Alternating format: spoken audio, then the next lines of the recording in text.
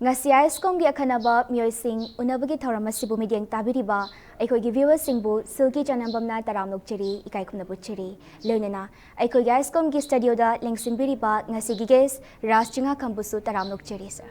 Thank you. Sir ihan han bada sir gi ba self introduction machama aikhogi viewers singi mafam da thambiu sir. Aigi ming na Raj Chingakham yumna na bobi ang kawi ai se marang kom so jam direct tagini hujik na ai se Chicago da lejai US ta chahi khar yab da lagle 1990 da chakiba adu hujik ai family Chicago lei ai nupi kojam priyadarshini anam lei icha nupi anamaga icha nupa to bang lei koi pulap hujik Chicago lei sir na mapanda lebiri se Larik tambadagi hauraga lebikibra natragana thabak oina dum changba hobikibra adugi matang kitang thambiu aina tatkiwasi thabak gi chaki ko hanbada India da matam kala thabak torme Indian Oil Corporation da adagi Hewlett Packard da matam kala thabak tor matung da ada consultant on chatbagi opportunity lak matang do da adman tam thabak gi chaki Sir opportunity habam panbire sir gi mapanda chatbagi opportunities sir gi life ta kamaina phangki ge habdu kitang share tawbiu hoi si hanbada aina software engineer na ko matam da ko si programmer hai tare ko adman ta was the mapandagi influx of can say software engineer ki darkar lab jam laki ko ada US ki company khang de Europe de khang de makoina software engineer pam bado ada ko si mapan ki clients ki project over code pa to matung de experience le matung mayam se ada thar kan da thabak da liko adu matam si da ayam company macha macha US ta chau haurak pagum ba mayam se especially Indian company mayam se sina sidagi directly recruit to na ba hotna ba jeng do adman to no recruitment firms sing la kan da se software engineer mayam se thi daga visa sponsor pu ba do adman to ki matan da yam na kana gi ba se software engineer oina Y2K hena problem le ba do 2000 ki dead format ki balan matang da adu ki matang je da Indian macha me am chanai ko yam ada opportunity yam lei adman cha ki ba ta ne hojik ti ta sek na ha da any Indian firms in kina yam na job to ko US da tabok sing se like we program ba infotech ba UST kum se an mo khoina adum India recruiter ga transfer se ko adman yam lei sir mathang dalak chaningi je Manipur khaktanatana India dabu oiro leiriba unemployed youth singse mapanda thabak tawjanabagi opportunity natraga ways kumba leiragadi sharna share to biba yaba leiragadi knowledge lehaunaba viewers singi mafam kitang thambi adu mase depends on karamba subject matter habdo hojikte not only software engineer atopa engineering even life sciences kumba different kinds of subject tum opportunity am leiko especially software engineering na tabada research ta wasing se PhD ta research ta wasing se US ta yamna opening am chaw lei kaino haida moi de lei bas meeting se adu koina thabak like tam da bas pang pamna de moina some general opinion da go aduna hajik de ukana China dagi mapan country sing ati India dagi university sing da PhD ta lak pa doctor ta lak pa any subject loi lai wajik se ko ado yam live amar di yeng tar ga di easily phang ba di software engineering se kaino ha India da producer software engineering se engineer mem se ya me ko ado so US mo hana darkar lai ba do ado mo kada de resource lor kan hai matam da outsource dog ta na India ko ba do adagi hujik ti US company mem hire se ko especially am US hire na ina do lai jabagi hire jabani even Europe ta so Mohoi Masai companies in India the lawyer hang about. For example, Bank of America hire ko India is mogi office am hangani. Ado thabak khar kuin ta agadi mo transfer ta wala pur karne ba ko. Admana channel amalai an Indian firm amada joint with multinational firm joint over se. Subsequently ar chat bagi chance la karne ko.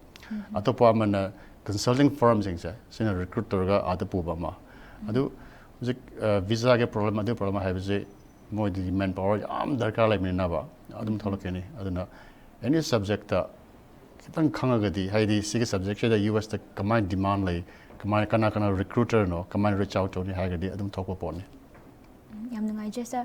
mathang da lak chaningi se sir na lebiri subject Chicago da ni ko Chicago da Manipur dagi mi di kyam yam na lebi je yam family maybe 15 to 20 mulayam gani adu da lucky but adana job have a permanent lebi lai te ko ona khara matam khara consulting firm de Chicago tamar taramgani ade amount of hongani ko hujik existing about 15-20 mu laramgani khali 15-20 is a large number ne sam hairagadi so I pick up Manipur dagi chakpa habase ado anambana IT sector da lebibra 15-20 mukse karamba 90% the IT oramgani like tambagi leibasu dum yawi ne si moi khara yawi So akoigi 2019 dagi horakanda COVID pandemic worldwide oina thokre sigi matam sida outside lebiriba sir hoigum laba mioi singsena ko karam makhalgi COVID health haigadra natragana relief fund oiro sir hoigi site gi mating pangbikiba leibra lerega di du sitang pan 19 last 2 years hanamata ko I think 2021 so oitare natraga so COVID horakuda koi se first koi the association like North American Manipuri Association haina specifically nama hai do North American has all North America labor single haina pull liko akoi na matam the first time on by COVID phase 1 se the ajima tu chahi ani nama ge percent ojarame unfortunately COVID matang da pang da tawngam gi ko ade function mayam sa Chief Minister Relief Fund da akoi na pesa khara mateng pang je ahan ba phase da second phase na khara chawng tawe akoi lesson learn hai budi Chief Minister Relief Fund da pira kan da direct impact phang bra phang da ba hai da khara ne na ge ko aduna second time funding to matam da akoi funding se da akoi mem khajil lag taw nga ta ne ko hai de akoi na pesa yam lai da organization pesa lai ga ade khara lag to ga plus piece ha ba ta ba ko adu mayam help taw re mai te macha sing labor sing se plus even outside health or matung se da pesa se collectively tar kan akoi hum thona pigi matam da ko amana kano da maybe some sigi Kanchipur sabai da labor disability ai maming de kaw gre ko nupi macham yam kan hona jabane magi adu ge school da koi pesa khara pigi ko mateng pang yam pik na yam chaw na te ani subudna khara chaw tawi Royal Riders and koi gi Royal Rider da koi na pesa khara thalai ko adu mo koi na continuously relief pina ba haina hidak leiba cheng chak leiba mayam pang gi ko aduga yam padan taw ki mai so de ahum subudna kakching da matam da COVID ki yam kalli kakching da one of the worst cases lai haina kakching da su mo gi kakching society am da koi na fund thadara mateng pang gi ani 2 times matam da pang gi hoi na matang gi yamna phaba thaba amasu outside lebiriba Manipur gi diaspora singsina tawbi tajabada yam nungai ba phaujai sir makhata jarakpada sir hoina mapan da thabak tawbiraga lebirise how frequently kyam yamna toina di Manipur da tholakpagi chance leige habadu khara thambiyo yamna no ba question ne ma do kaina habada aham ba matan de ko every year tholakani aduga to tholak me ko subsequently nang family le matung da di ngang chawkhalakani ngang lai tamakani suti phang oi simyam si pulakanda da pak thlopang ngam de ba hekta and I aham da maybe I took about 10 years mo thoram de ko aduga yam tholing se thopang ngam de suti hebam la yada adagi ngang hek chawkhalapa moi college thadom school thadom ngam da ba college thadom ngam da ba suti log da ba plop chana ba ji pak thok te family chawrakanda and probably I in 2018 namula ami aduga hanamo amulai ko adumana chahi khuding thopodi yabne do hekta ngamak ta jane da aduna I frequently thopodi ngamde aduga ngamagdi yam phai yam toina tholakpa ngamdrabani na sar mapanda lebiriba diaspora singse akoigi Manipur ge ba kumhaya raw singse dum mapanda celebrate tawbibra tawi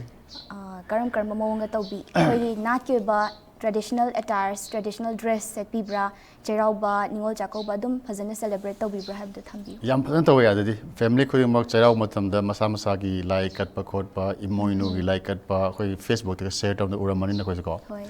adagi koi chahi amada mu pulle namagi conference aduga cultural program tawdo nimit nini humni July 4th 5th tawe ko unfortunately last 2 years the COVID ma khoi online amuk tawgi mayam ji kangam bai ko adagi di yam kan matang ru tawgi de chahi ma skip tawgre hanam amuk tawni online da cherau ba yaksang US asu khoi mayam spread out tawni ko California the family kun tra mo leiba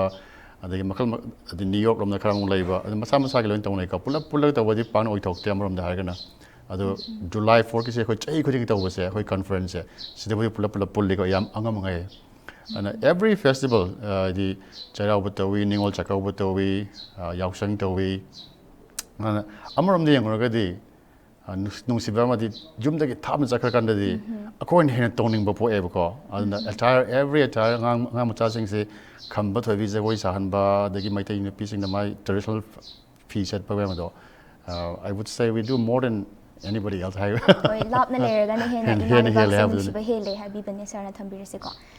Sir, working styles. Koishida Manipura Taunariba, India the Taunariba work styles, Mapangi, Lamda Leraga, Tobiriba work styles, Kenabale Bibra, Karika, Kenabale Bagay Tambi. Industry Matumina de call, Karikanam, but from IT, the industry, the kind of typically 9 to 5 have or Wahido, Pumapanda Horaga, Pumanga Hello Habido. Otherwise, like office hour Hena. The Husikanda the Yum the Gitagira, Nakadai Togira, anywhere to we are. I don't know, change of, say, mode, say, kind of mind or I am kind of flexible. Other Amaram the so 9 to 5 office, the farm like you Tabak Tawru, so have the productive oil they call. And especially US the IT firms in the management styles, micromanagement, high to the Pamibra, Tauribra, and Yang, but the Pang Yang today. Example on high can the call. In a Tabak company and UST, Google community, employees Nang Tormatam Toro, see deadline lotion gather me have it all. At the mind, strictly office garmatam, that's the Matam cargo than have, but then flexibility delay. Yum de Togera, and Tragana anywhere in the project in the Sapna have the IT or target the laptop, Omega internet connection, Pangadin, anywhere to we I call. As in a crowd flexible at my way, the productivity the one here in Brian Kale the miner. I do more of the young office carga. When a car say, for example, typically high target the office car 9 day horonico. Maybe you have a coffee matani and they get tabaxi horonico. The lunchtime, Nanga lunch long matam 10:30, I mean 11:30 or 12 or Lakan that typically put a mapung panta we got tabaxia. I the 9 to 5 to high was a tara lakan the pungani hangi have mondo. As my town they call. Aduga Nanga yum chatting us a karangasi hanna hange, the mind told flexibility of other Harigana, but you have to get a job done. I do concept I'm living in now. I don't know kind of productive or in color. Productivity the only young. I know have example though. I know you say tabak telling it that it doesn't matter. You may tell about on show in the car. India tabak togera, Atopams tabak togera, Yum the lake, Chapmaneva. All the time online unabanina. Among the young, for example, Google Office the car. Then you don't have to sit on your chair. Pamaga tabuk with the quality about me a cram sofa the Pamaga Potata or Ganico, Kramgatan to Toga Mulan Bishai, Lainaco, at Mina, the Honmanina. If you're happy, tabuk to hand a mapum paiko, the man is kind of flexible or other. Mental happiness to na productivity growth. And pressure lehendaba, anxiety lehendaba, moongdo, other atmosphere might be office dinner. The Yumna Torgana, of course, a mokina. Tabak should have battery 9 to 5 or later. Tabak don't say 5 to the whole the 10 the low never don't hold the whole the money card change lag and I don't know. I am an IT firms say Nium the Gitogera, Marita, flexibility, COVID, especially COVID Matangdo, and they get the Yum Dicto was Yamshan or Recosia, or the Milo Kange. I don't need the office, Yum Dictosia I have it all. I don't know. Mine am the Kanahoni mother. Chinjak the Mulak Chegasa, Chinjak Sekogi, Manipur Gilay, how the Taraga, Pangaga Jari, but Chinjak Singsiga, Mapam to the Jari, but Chinjak Singsigi, Kenabale Branatraga, Adum Channing, Badum Pang Bra, Kamaito, sir. Chinjak the Loina Panga, when other Nuavamana, and then the Colombia, Southeast Asian countries, especially Vietnam, Laos, Cambodia, home the Chinjak Amaniko. Karamit Thailand Yamana here, so Yaman there. And then some have the example and have the toning coke, Kylie in the car, fuck pie, I have memes. Earth's law in a pang ever call, my quits out your money. I don't know, Manipur in Zana Pichaning at the car. I do store and send a law in a pang. How would they have a canonical? Even see this way high in the car. Oh, see the mighty knee, see Adugan have Mahau can never the minor call. Like how would they can have in Mahau the canony? But who's it the boy, sing say, 16 young men see Vietnamese calling Nigumase. More target Masana produced and the US that oin tar Yamana. An example and have the Manipur who's it Noxic Pung Draco. Where does it Noxic Pungy in the car? Other who's it Thailand of the Lakpa, even young Chak Morugumase. And Chaki typically loina phang khoi se phang ada sir the opportunity ama pire na lobira siko sir ada hojik sir na tawbiriba sinfam je sida pire na khala se do sir gi oiba opportunity je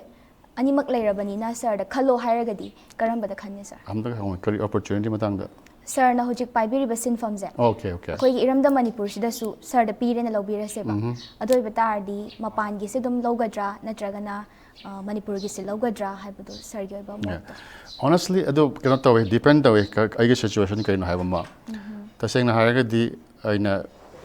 same thing US tabak taw se manipur la same thing taw because nang internet taw bi are online taw bi are hairu ai family ma leibani na the family angang chawkhala abin ko adang like tam makani adagi ma gi mamanabi moi disrupt taw prakpado among him ko is mentally shock ni ko adama yang tar gi moi a chawk prin ne family the impact oina ba mafung phana bi dam tadi adam khan ta bane ba ada season am extended family hai tare ko koi ba lak pagum ba matam khar le bagum ba aduna opportunity ani ma khallo hai tar ga di typically aina ada khan ga ne ba kagin have the if your family is important ko aduna other chaw ta bane ba family members sing khan biraga mapan da na hen opportunity do launa bagi damak ta leigani habani ba yes adu su chume aduga mapan la ga oi different lifestyle ko the different culture ni nangi chaba thak lo ni nungai ma tawre har ga su manipur da leiba manak tam khena bale ko not only adi pesayam tan ba khot ba adu na ta ba imanaba masen tinaba imung manung haibam lein ko adu important oi but situation ni madu yang ta ga di after all nangi family du na hen na mapung bahan ta bani ko adom yang ra ga di yes silak padana extended family ko manina mark lak pak leira kunik leiba admana ta uran khale ai wakhan de sir na family panbire ngai sa waham tanga hang jahog sir ko gi education system je mapan da leiriba angang sing na tamiba education mawong siga akoi shwai da tamiba education mawong siga karamba na hena phaba henge de karmaina semto ga di karom da chatlaga di hena phaba purakani na khanbige do tang thambiyo hoi ado amasi yam na luba question ne haiba atradi education akoina sida tawbusina akoi aisu angang wang da dum don basko tamai ko adi matam de pressure pang laite objective pressure yam education ko haidi parkha se karam kan thani adagi ai matam da kari tam gani competitive exam thagra tharoidra yamna pressure pe education da adu pressure pe ga hai mana yam successful oigadra like adum pa la ga successful oigadra haibu di khangmangam de ko aduna all rounding education se aidi stage ka khala mi mamang da wangang ngudabani adagi social etiquette adu mo ira laina mayam thengna ngudabani haibu do adu cham important oi ko and US education angang sing se hek picture pe ngai de ko it's not always about study like them pala you question answer the person to hai bagi mo am like te ko kitang khena ba adu ni sidana nang like part ga mi or hai bam le ko adu nang like part ga su mi oi ni ena some example on pizza ko ena college tam tam da ko ena differentiate the one ta ba more successful in tamino me am do those were the guys education am na like hai ba ta ba topper na ta ba marak ta leba yam smart everything do aduna hena lecture ai kon dang da aduna after all dang like tam lo ga thaba homa tam da na ai experience ko ai tamai ba pot to adu khangmari maybe 50% adu job ta tam bu anu tam de do aduna hena important oi ba adu adapt ta ngam moi rang ngam dra hai mong do aduna ai wakhan di US education is all round ta we ko hai di nang different school they horga game the harga su the atop music har su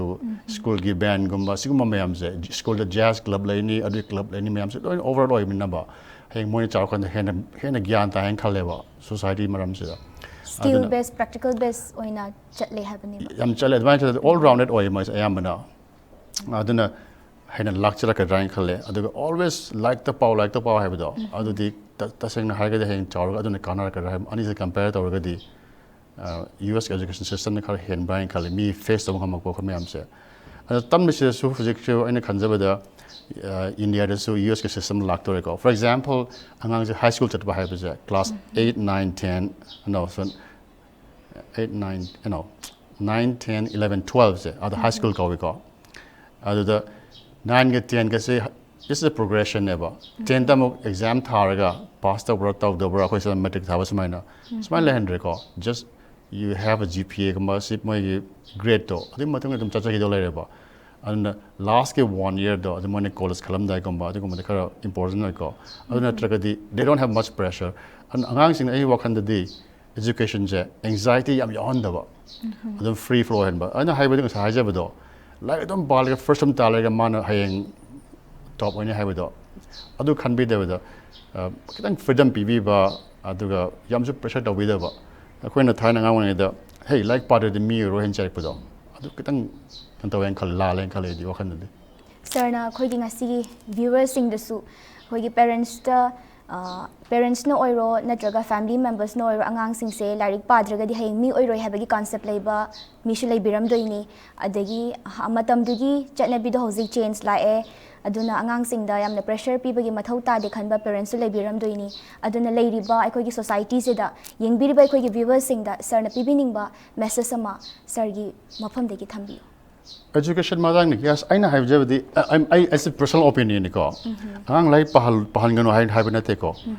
angang nang grade A phangdabi ya de first ta dabi ya de hen engine base sina makoi de mental anxiety am lakani aduna mayam dagi hena man kan honang matan ne once anxiety gumba adagi man nervousness ma thokar kan de aduna hen impactful or kan aduna hen shore kan eba aduna as long as he is doing good ko magi ambition am lai ta bani adagi track to chali gi yamna aduna hen advantage on khale ai wakhan de in area school khale ko angang sing han identify to ba 11 12 ta or mass engineering the tang hai ta gadi engineering dum ilan ba ko adu ma school yam lai yam phai phate haban de ko but akone hai ba ne angang se ai wakhan de class 10 ta makan da nang kari oiningi hai matam da ai doctor oiningi engineer oiningi na hai ta hai ko maybe they didn't understand kari oiningi matam khang da bi ai ba mana college la matung da se ga chana de ai pam de aina pam ja badi maybe history pam har pe ai ko adune na phane ba hen harau ni ba ma nam put da ka ta mer kan da hai mana ngam de hen sore kan ko aduna maybe that's a way that we have to look at it angang se gi caliber se kari no ma se kambu inga da no hai ba do and the disadvantage of angang sing da nang na phane am ilaga su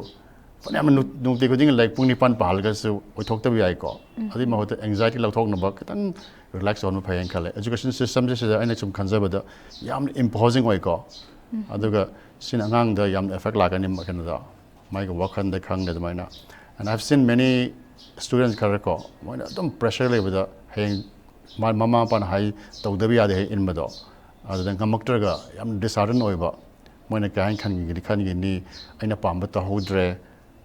maybe you know some example ko aina pam jabri sini but I see oi hai mo am lai ko aduna maybe early identify to kanda man apama line do adu yamna pressure pi den adum tam chalan ba do aduna phane khale hena successful or da ba lambi do exactly makha ta jarak pada sir gi bafam de khangjani ngi se sir gi oba thabak ki job ki oba working style adegi sir gi experience adu myam do thambiyo sir yeah sa thamjage adu da ai ngai question ma khoi namana kai tau hi the personal kai matang pang gi code matang na khoi pada aina phone do am lai adu wan hai jabi ya ga yeah habiyo matam da ai doctor ai khangna ba Dr. Sydney adagi sida moina group ama form ko pantung haina si telemedicine gi mawang da ni ko typically we do telemedicine you sida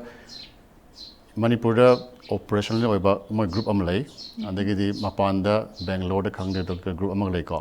adaga khoina performance tawa service se ek nar paga makhoi da contact tor di through the WhatsApp komba adagi message komba tor kan da moina mateng pangba adu neba because sai doctor sanction na moi experience lai yamna hana yamna covid matang da research to treatment to lak poi na yam thuna khangba ngam ko adu moina hey masi my say DM college a class of some sahi de ka ko my group amna punjal same mane pantung go ne mase telemedicine gi help taw na base se su khoina namadagi sakra mateng pangjai ko angam makhar pangjai adu moina amna responsive oi I should madam my face WhatsApp application yaw consider kari to ngasi mi kyam lak pa khot pa pesa darkar ga mo put generate to ba adu moina free di am pigi ko anga mi man na ba lak matam da ngamjada ba sing di even COVID test over, the magi kari what pa medicine labor, the magi progress to kan to ba student khang mga wari sana ba doctor ga adumana mo cases jam pai gi ko adi matang dang pal honing ba aina sai panjai roller rider ne adigi disabled children gi school du ne adi panthung ne adi kakching du ga akhoi si major mari oin taw gi ko ado panthung ji still can only still continuing tomorrow hey covid case ama no thola ga su panthung reach out to bi ai mong du bo ba ado this forum this cat or talk about it ko akhoi dis funding je me ne harau pirak pagumba dagi na khomjul sem give ne ba atuma palhaw so anyway aduma panjage adi matung da well thabak ki style je khoin ar thabak to ba khot pase ai se well ngasi bok da company khar ya main tawre se IBM na tawre me adi isa ge company ma cham le me ko adu dagi khoi se startup am le me cloud hoji clear object ko hoji le startup se adu last UST namam se le me adi matung da Google ho ne ko adu over the years matang chung lak was a progressive high but after the so so kan thabak tor matung da nang promotion kar matang like ka khalin ko adu maina adasu nang career se progression se yam lay ba so adu nang just how matam da oh I say software engineering program year ni harga su programmer or magasu hayang chahi matung da sum ka khala kan matang adu yam chawa advantage amana thabak se nang chana ba se tiraga sum anaw technology tam honga sat ba se so is one way to progress never company never thabak tor kan da mana tum ka ba do so kuin change chahi me 20 years ko but khara entrepreneurial oiba sing se sina ada ka mind to ge da okay oracle da thabak khar IBM thabak chahi mari manga thabak tor mani ko adi atop job opportunity khar phang chong ge ni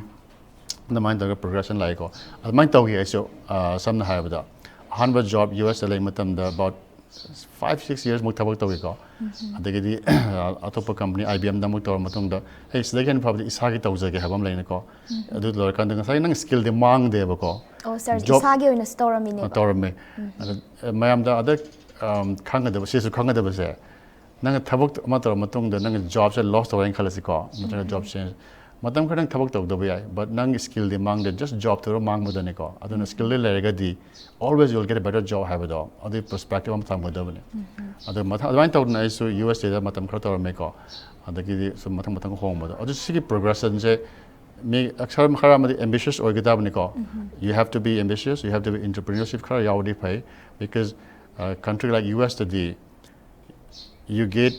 what you want if you work hard have it all nang thabak kan sujara ga di adagi follow them patana phangani ko aduna I advise budi in angang ada lak pasang se anaw lak padu su hona to kan no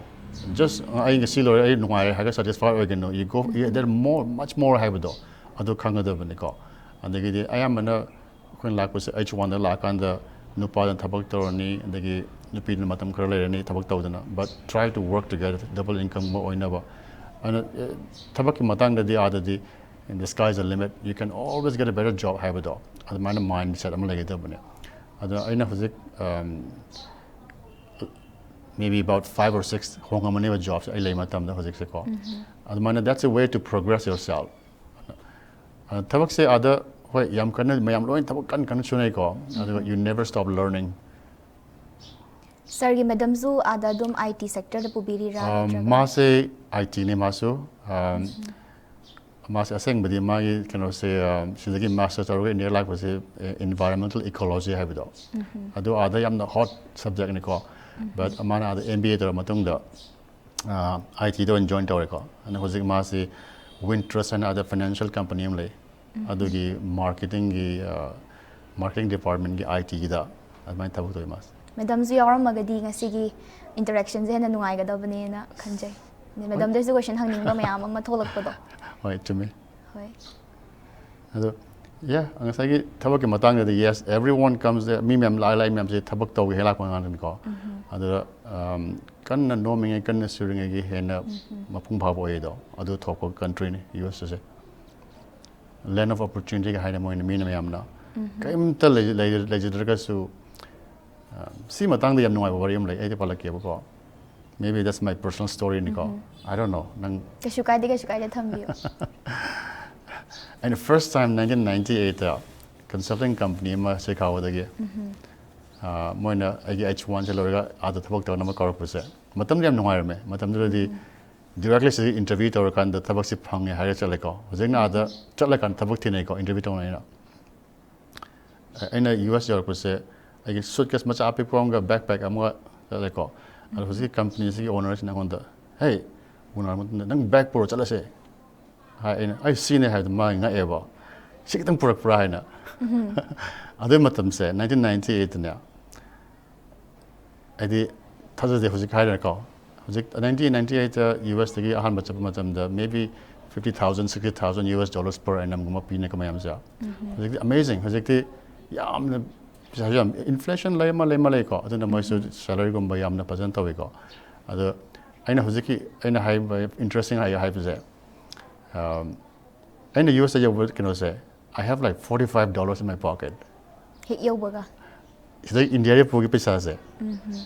$45 ꯆꯪ ꯄꯨꯔ ꯆꯠꯂꯦꯕ ꯁꯤꯗꯒꯤ of course ꯑꯩ ꯆꯠꯂꯀꯥꯟꯗ ꯅꯪꯒꯤ salary ꯄꯤꯔꯛꯀꯅꯤ advance ꯂꯧꯕ ꯌꯥꯏ ꯈꯣꯠꯂꯦ ꯍꯥꯏꯕꯗꯣ ꯑꯩꯅ ꯍꯥꯏꯅꯤꯡꯉꯤ ꯑꯥꯊꯔꯁꯤꯡꯗ ꯅꯪꯅ ꯀꯩꯝꯇ ꯂꯩꯇ꯭ꯔꯒꯁꯨꯀꯣ ꯑꯥꯗ ꯊꯕꯛ ꯀꯟꯅ ꯁꯨꯔꯒꯗꯤꯅꯦ ꯅꯪꯅ ꯈ꯭ꯋꯥꯏꯗꯒꯤ ꯍꯦꯟꯅ ꯑꯉꯝ ꯑꯣꯏꯕꯁꯨ ꯌꯥꯏꯑꯕ Okay, $45 pura chakibuduna ngasidi adum survival se yam laina nungaina ꯑꯗꯨ ꯋꯥꯅꯤꯗ ꯑꯩ ꯍꯥꯏꯔꯤꯁꯦ ꯑꯗꯣ ꯁꯤꯗꯒꯤ ꯂꯥꯛ ꯃꯇꯝꯗ ꯑꯩꯗꯤ ꯆꯥꯎꯅ ꯊꯕꯛ ꯇꯧꯅꯤ ꯍꯥꯏꯗ꯭ꯔꯒꯁꯨ ꯋꯥꯈꯟꯗꯣ ꯅꯪꯅ ꯆꯥꯎꯅ ꯍꯌꯦꯡ ꯀꯣꯟꯅ ꯄ꯭ꯔꯣꯒ꯭ꯔꯦꯁ ꯑꯃ ꯂꯥꯛꯀꯅꯤ ꯍꯥꯏꯕꯗꯣ ꯑꯗꯨ ꯊꯝꯃꯒꯗꯤꯅꯦ it's quite possible starting is important habibani basar gi se okay sir mathang da lakchaningi je akoi gi mafam du da sir na leibiri ba Chicago ko mafam du da leiba mi sing sina chari ba chinjak leiriba lifestyle makoi gi hygiene aduga akoi gi iramdam se da leiriba angang digi horaga ahal oiraba miyoi singna chatnariba akoi gi nongmagi shuba nomba chariba thaiba mayam se exercise tawdaba mayam ama yawrini adegi heavy work tawba mayam ama yawrni akoi balance diet oiraktaba ade sisina mo laina mayam ama lakpa yaba akoi gi life span da changes mayam ama la ine matam ama da lerambado sum chariba chinjak se chemical mayam yawba pesticides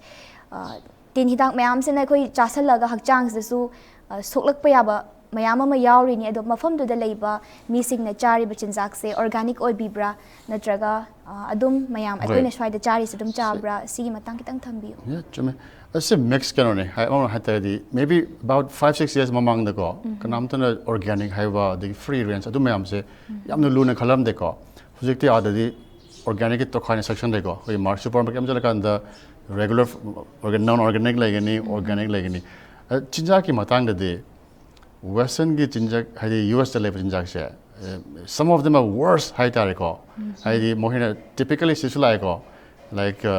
KFC ga high mams da fried chicken khang de pizza khang de burger khang de these are not healthy food ko the example in angang sing da CPJ ba se kai du with soup of tho oi ko canada ga su khra yawe ko jikan de mi khara experiment over 30 days McDonald's char ga mai hakchang ka mind tawri ha yam like YouTube the khang de Netflix ga was one of the worst diet ne simi am jada but khoi sum tumne yengor tar the foodborne disease haiba no sorry chinjak te gi thokpa disease se kari thoi haiba matam da firstly well heart disease amaga diabetic ani se khoi control da jabune ba ado se hengel laga di disease ani sina quite henda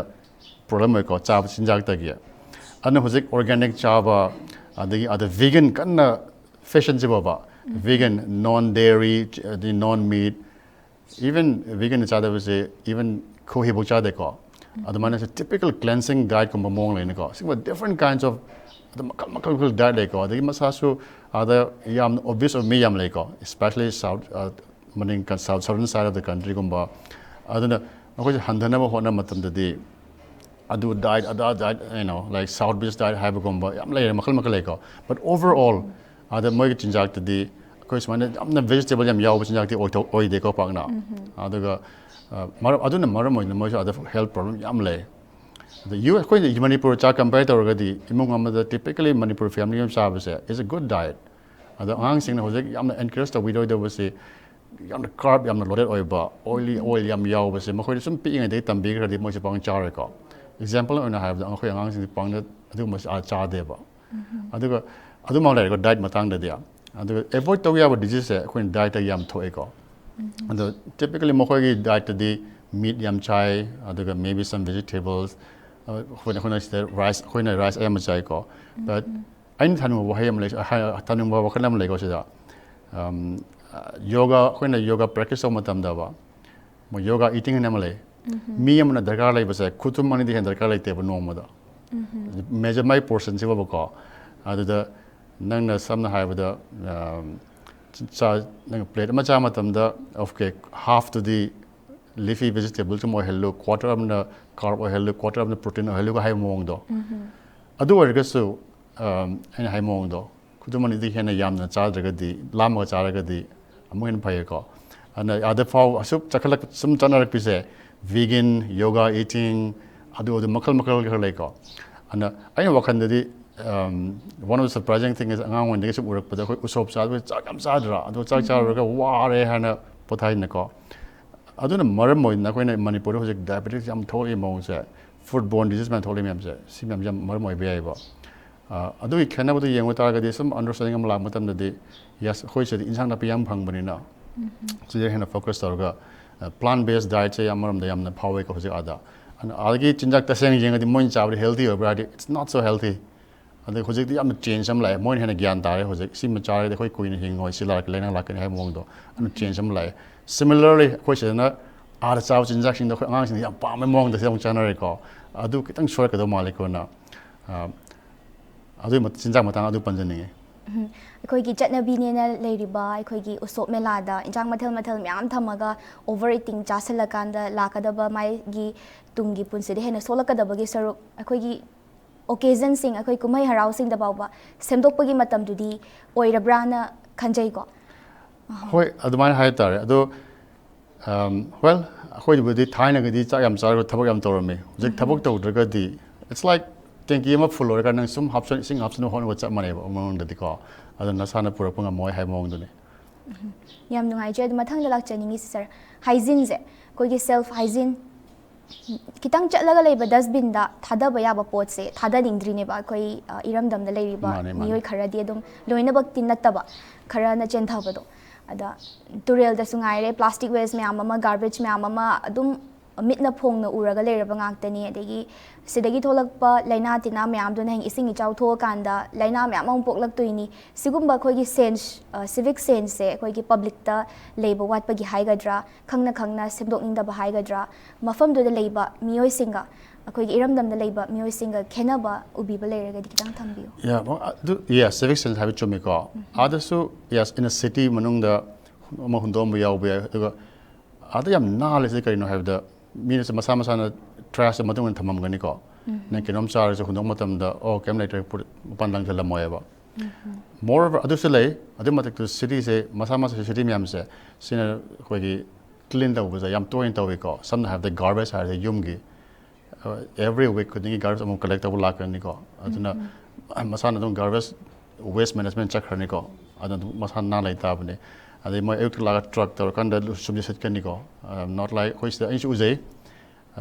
kino da kangla pan mapanda euth nupi miyam sumji ai thabak taw miyam sumji sela lembado logically nang aina ubadadi ifun may lembado mapan puthok paneba mapan puthok thamamani ko aduna pusalane mo mong do ba adumaina cleanliness even I think personal matter or anyko I oh my am going to na si hundo mo sanam la chagi ni habdo adu mentality la de tum kar what can do aduga sis da in khanjabadi yes garbage disposal je mathang mafam chan lai taba natragana matik chan lai taba haidra aina kanam hundo ni matam da oh lai tragadi hundo ma gi haib bokhal lakbado adunda maybe we should have more garbage komba tham da hen tham ma ko adu secondly aru thamagasu hoi garbage kai pudoi no ba samna have the hoi lekai de khom bit kadai puge kadai de drum ta pu bra kadai pu tren thada ki bra he mong do adu ma su yamna important na probably hoi ta with this the khar khenar pa hai ta waste management waste management se khar se ko what brand kan je ko ꯃꯁꯤꯒꯤ ꯑꯩꯈꯣꯏꯒꯤ ꯇꯣꯛꯁꯦ ꯌꯦꯡꯕꯤꯔꯤꯕ ꯚ꯭ꯌꯨꯋꯔꯁꯤꯡꯅꯁꯨ ꯍꯦꯟꯅ knowledge ꯂꯩꯕ ꯑꯗꯨꯒ ꯃꯔꯤ ꯂꯩꯅꯕ ꯑꯣꯊꯣꯔꯤꯇꯤꯅꯁꯨ ꯍꯦꯟꯅ ꯌꯦꯡꯁꯤꯟꯕꯤꯕ ꯑꯣꯏꯔꯒ ꯍꯦꯟꯅ ꯆꯥꯎꯈꯠꯄ ꯃꯅꯤꯄꯨꯔ ꯑꯃ ꯍꯦꯟꯅ ꯂꯨꯕ ꯅꯥꯟꯕ ꯃꯅꯤꯄꯨꯔ ꯑꯃ ꯑꯣꯏꯔꯛꯄ ꯑꯣꯏꯁꯅꯨ ꯍꯥꯏꯅ ꯊꯝꯖꯒꯦ ꯑꯗꯣ ꯑꯣꯖꯥ ꯃꯈꯥ ꯇꯥꯔꯛꯄꯗ ꯑꯣꯖꯥꯅ ꯉꯁꯤꯗꯒꯤꯅ ꯆꯍꯤ 10ꯒꯤ ꯃꯃꯥꯡꯗ mafam se thadoga chatpikrabane aduga matamduda lehoba imalebak tuga hojik ozana hanbira akanda suti tholakpada thengnariba imalebak sega khenaba lebibra ahongba kaikai ubibage leitragana karamba hiramdale heningba phawbi gi habna chingmata thambi khenaba de yam lere ko in a thana agi mindset the maybe 20 years ago gi mindset am lebudo some have the lambi thong yam parame the gari masing yam hengalame dukan masing yam hengal ko I was in a some phagi we manam sin have the dukan ma mi ama dukan ma gari ama han sam lakna mi ne ba aduna je is the khwari kan ta wudi ana sum uzabada population hengalai gari hengalai adigi sum hengalai khoi sorak pisala boga chamane ba ma haragana ana traffic jam se thaina ina sidal khanga wudi yum marang hom degina bazar bo chapata minute ma chang de ko project minute funga chang ai ngasi ya school marang hom degina thangai ban bo chapata 45 minutes change namaga somewhere around 12 sai chapane ko ido adun haiba de kai no one of the thing I noticed the gari thobase sidiki rules aina sum uzawani ko it looks like hamule le di changjal lo haiba leba adun haiba de aina isagi lambi semja ba chamane ba sorok apak pusida an amasu sum hajle ken amasu hajle ken da di last di pull pal lag le minare ba masa gi lens system chatna draga de adadi only lens la kan nang change to ne ga di lens to change to daga di nang thojo haiba ma wakhanam lai ko adu still lambi phatte aduga lambi rule lai te haba na te rules lai lambi gi khoina follow to the way one ko some na have the gari thau matam da mai line ching mo do aduna gari tar thau nei ne ko adagi line do oi nang len chaklo haina sem bagi line haba wakhan gi tang wat ma le ko ana traffic ti yam hengala mai u bada ko the gari yam hengala me daga atopa maram da su yam chakhot ba masak oi ko haidi convenience side service side ko some have the taxi service kumba delivery service kumba sigum yam se service industry yam na chakot leng khali jam hybrid money hai ta ko but traffic si khara kan tawni ado chahi kun matung gadi si traffic ka main taw khan ngam de ko then you have traffic rule khara follow taragadi yam nung neng traffic system aware oi da baze just na accident holak pagi changsu wangba aduga lambi da jam thok pagi changsu helali ne ado ngasi sain incident am unajai ko maybe it's not related when the kari ko flyover hai tare ko big kan flyover ko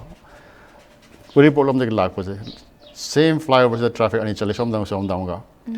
mai da chat pagi gap se like te ko ta sang na ra ga di mai chat tru su phai ko ada akoina smile lag pa se mai ai da gari kha thau jale adu hai tare 3 lane oi gre ho je tani ngai le phom like tre ba ada gari macha mo cha pa na and the flyover the maybe it's 200 feet 300, I don't know maybe 500 meters ko end to end sibo ba says da koi pung khai mu le pe ba kari gino ha da nupa ma mai thapson gre the VIP yam lai ko VIP loin traffic the level la ka man chat na ho na ba do adu da bridge ma ka taru ga di mobile train ko adu ko ba tang on top of hang khale traffic system je aware ba ma changi ba ama changi muthang do zai mafam da lak chaningi je khoi gi hena chakhot pa manipur mu oina bagi damakta public tagi su traffic system je aware ba ma changi hana lojare aduga authority gi mai kai dagi su kai to biraga di no ba technology myam thogle e the thogle ba myam je sizinara ga bu oiro karam ba ahong ba pura ga di hena chakhot pa manipur mu oigani na khanbi ge thambi adi matang da hujik manipur project acho lag ba sing se smart city da pan be ai ko adu da aigi experience oina city is like a smart ohanigani maybe from traffic point of view ko aduga makhal like smart city ha matang sida even parking garage ha ko parking garage is smart ohan bi ai si garage full oigre ha do id mi am lega ha bi dar ka lete ko parking chang bada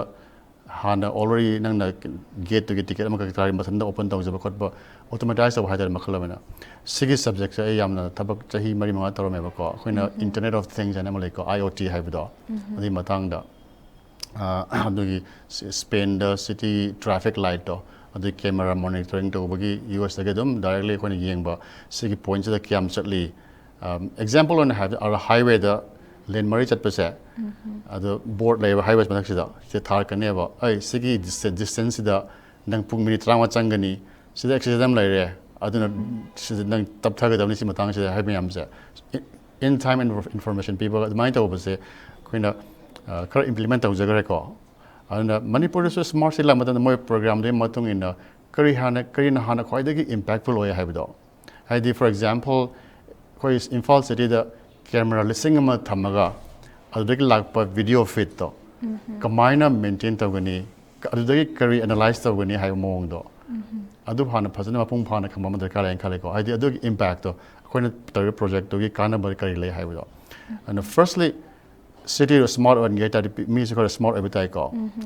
the camera do larga mayam chang thugar kem kana ramon har kana ko the traffic congestion je example on highway the koina say for example oh kangla mamang da traffic jam congested oire the stretch se ke sampatine kangla box se pungkhai am chang hai buje kamain khangani mi se divert away agadra ba to lambi da traffic management ai si lambi se pungkhai am changani hai ta minute manga yong badi ma do chang ko soire ba ko adogi mong sing se smart city da Chicago da hire so koina khara project khara implement taw gi bada mi na paiba cell phone sing so dagi koina khangbang me ba oh si matek se mi se listing mari lai gra hai ta definitely traffic congestion da hai gum ba ana smart city da ai wakan da di yam taw ba yai ko adu da hana impactful oy ya ba society da khara thuna result lak da ba sing se sina hano kanara kanin kale adu firstly Imphal city ai ubai wakan da di infrastructure se si hana sengbat pan akwai dai phagani han khale pot ama smart or hon gi hai tari ma gi darkar leba infrastructure se si hana setup ta weda ni ko for example I mean anyway IT maram sim de khadi khangjai adusu pura overall yam khangmari nate but example on pizza ge ko akhoi na hojik Imphal city se smart oina ba camera dagi monitor tawani traffic monitor tawani traffic sem ga dokani masan automatic line tawani hai matam da when thada da pisa se ga sengma ka da infrastructure se ga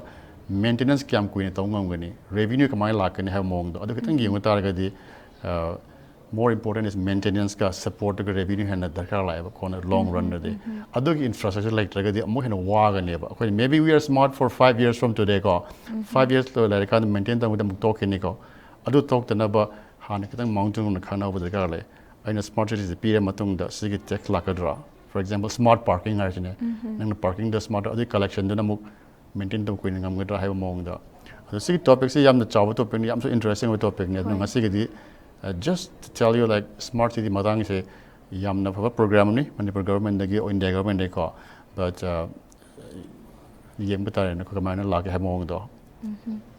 ano ba change laksu lai sigi manung sida smart city olak pasu yauraga khoigi leiminari ba irecha singi mafam da ano ba hong ba mapurak pa yam thuna purak poirashanu haina thamjage loisalak pada ozagi mafam dei khangjaninge je ojana tawbiri ba thabak sinata ba atop extra curricular activities na traga hobby kai